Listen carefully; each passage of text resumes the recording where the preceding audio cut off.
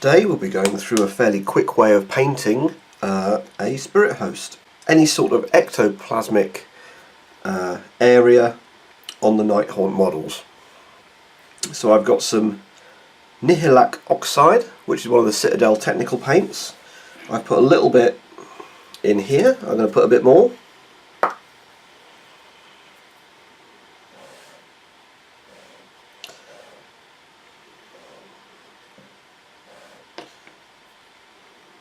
Like so. I'm then going to add some medium.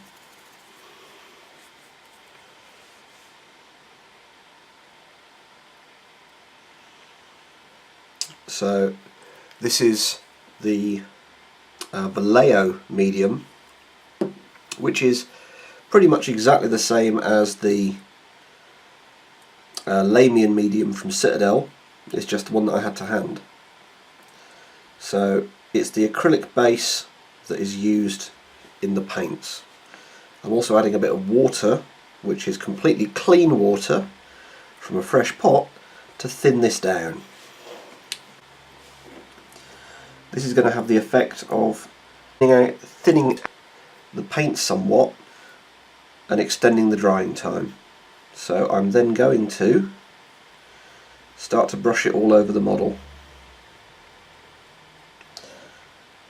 So I'm wondering if I've made it a little too thin,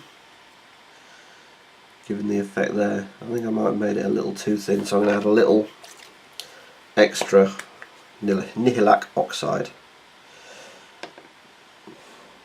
With much of this you'll be eyeballing it, so don't hesitate to correct it as you go.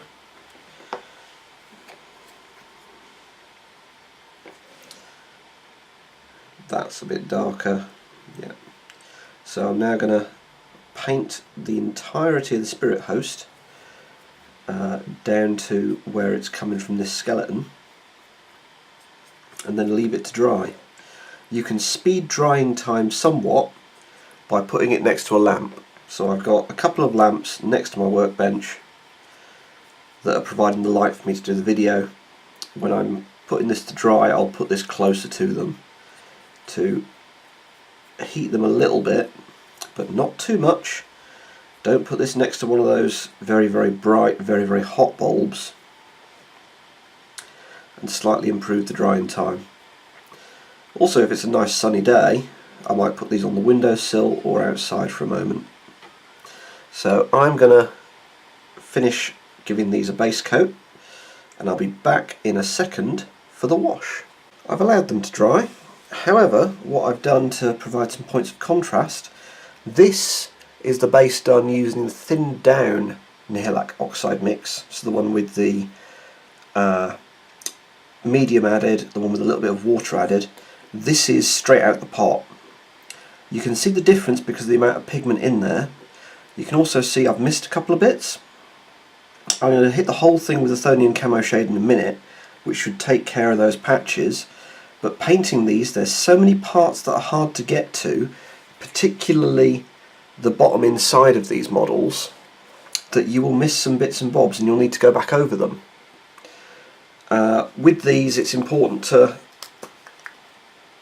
just be patient.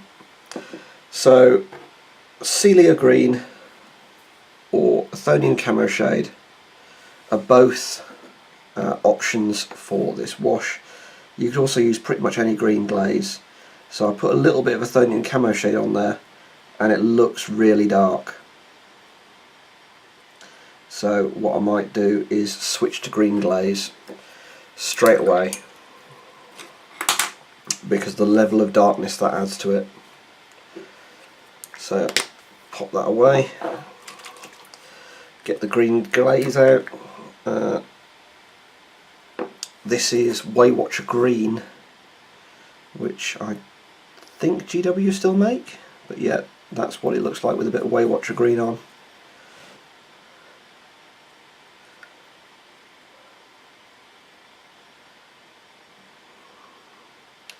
So that, yeah, the Waywatcher Green looks really nice. So that will give you the base colour to go from when you want to start your highlights. It also means it will cover up any patches of white that are left after the Nihilak oxide wash. While at the same time that will give you multi-tone for your base coat.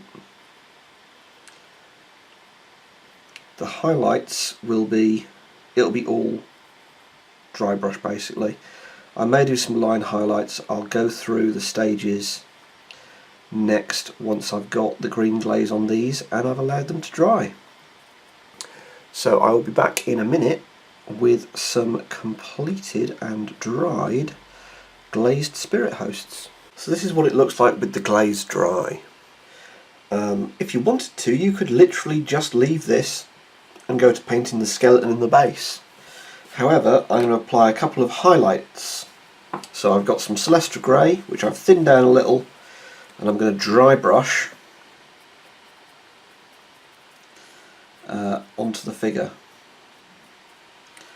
So you start to see again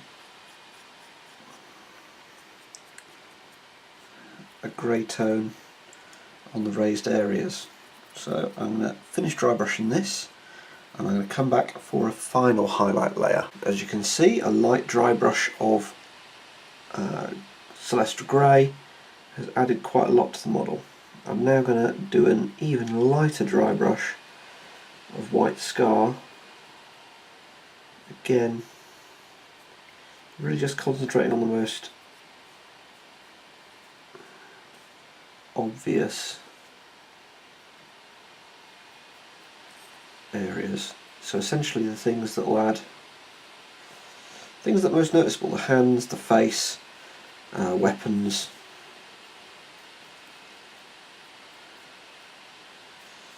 So that it goes from, as you've seen, white to a sort of turquoise to what we've got here. So we've now got very much a ghostly effect. So this is something that's fairly simple, fairly easy to replicate on other models. So in about a week I'm going to have a whole box of Nighthaunt figures to do exactly this with. So that is the ghosts done.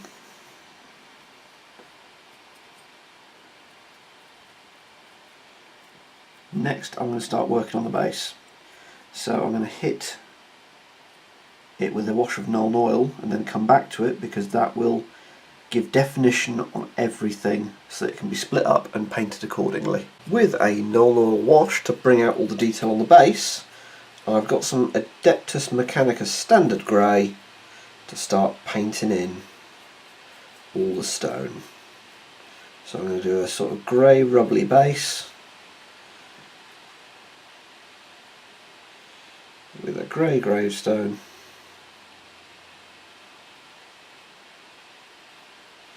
but I'm going to leave the skeletons and skulls with just the wash, because I'm going to go over them with Xandri dust when I've finished doing the stone.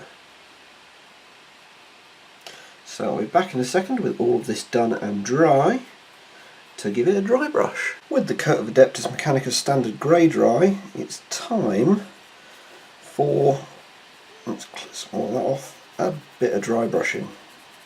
So on the sand base, on the tombstone, on the rocks around the tombstones,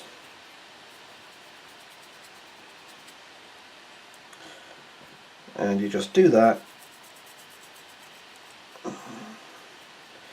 until you've got the rocks in a stage that you'd call okay. Doesn't have to be super complicated, won't take super long.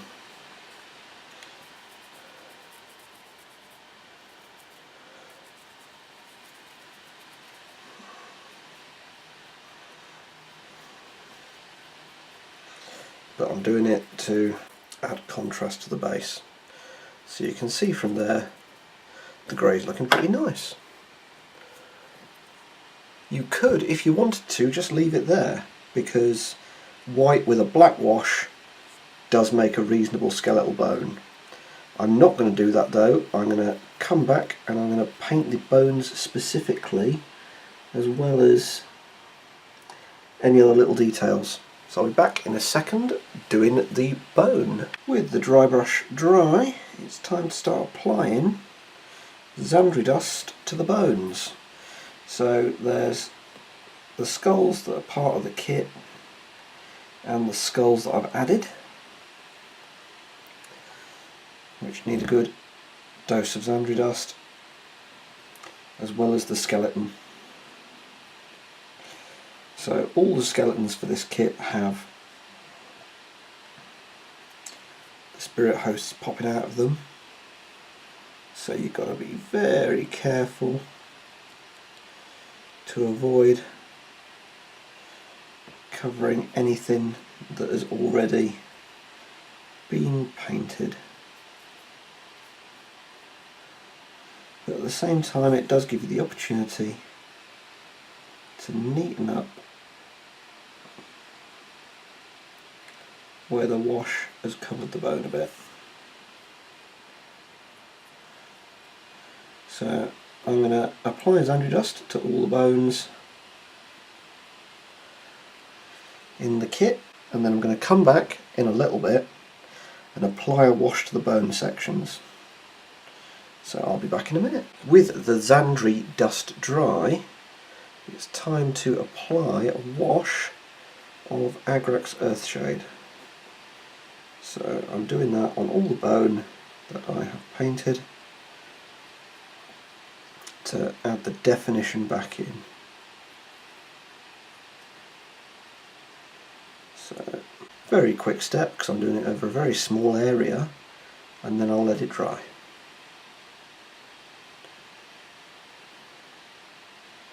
And that's that done. I'll be back in a second to start lightening up the bone. With the ink wash dry, I've got some Ushtabi bone, which I've thinned down with water, and I'm going to use it to pick out all the raised areas on the skeleton. So I'm doing so with a skeleton that's part of the spirit host,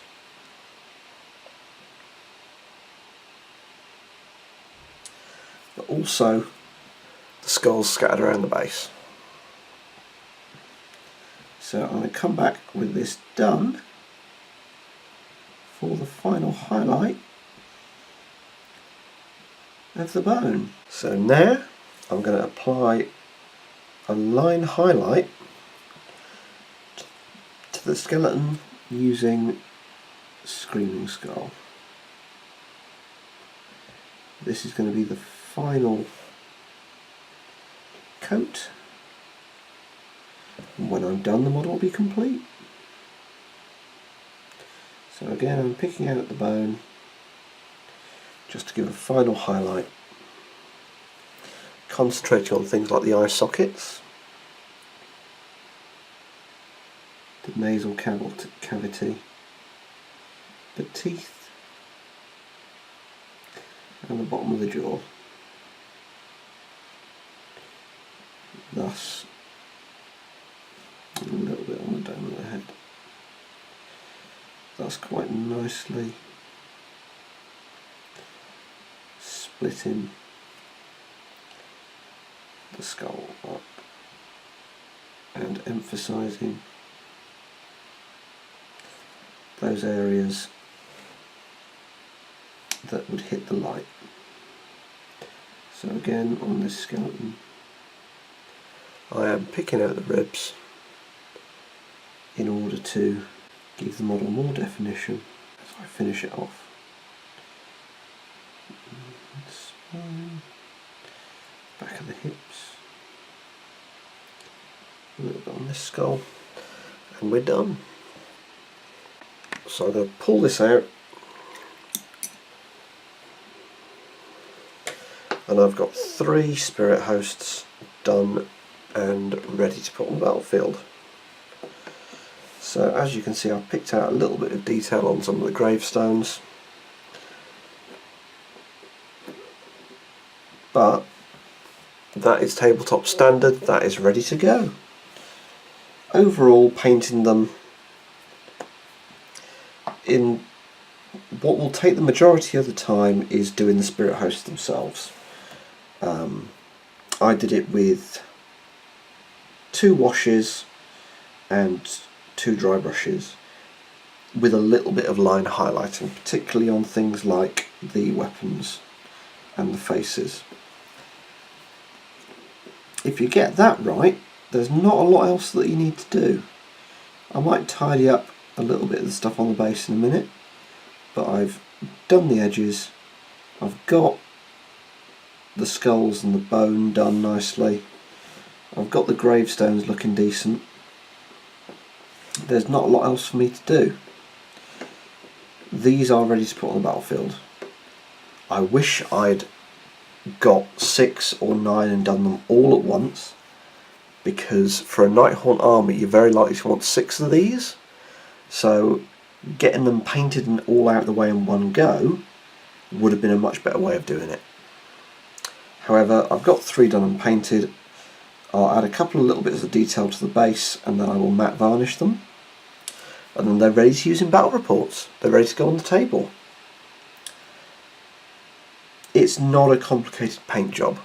It's nowhere near as complicated as the Stormcast that I did, and this is that without the skin done. It's nowhere near as complicated as many of the 40k models that I've done. It's just reasonably time consuming because there's so much model to cover and there's so many little nooks and crannies. So if somebody looks at the model from this angle, seeing at the very bottom of some of the spirit hosts, they'll spot a couple of mistakes. However, at gaming distance they're going to look absolutely fine and not give any issues. So I'm happy with them, they're done. I might add a little bit more detail to some of the bits on the base, but apart from that, nothing to do. I think it's been a good way of practicing doing the ghost stuff. I do think Nihilak Oxide plus Celia Green Shade plus Celestra Grey plus white, with the last 2 being dry brushes, is probably going to be the way to do ghosts. And you do get this very striking transition from green to white that does look like a spooky ghost. So I'll be using that for my Hex Wraiths, I'll be using that for a bit of the Cairn Wraith, and I'll be using that for the models I get in the new AOS starter set. If you've liked this video, hit like or subscribe. If you feel strongly, leave a comment below. Otherwise, good gaming.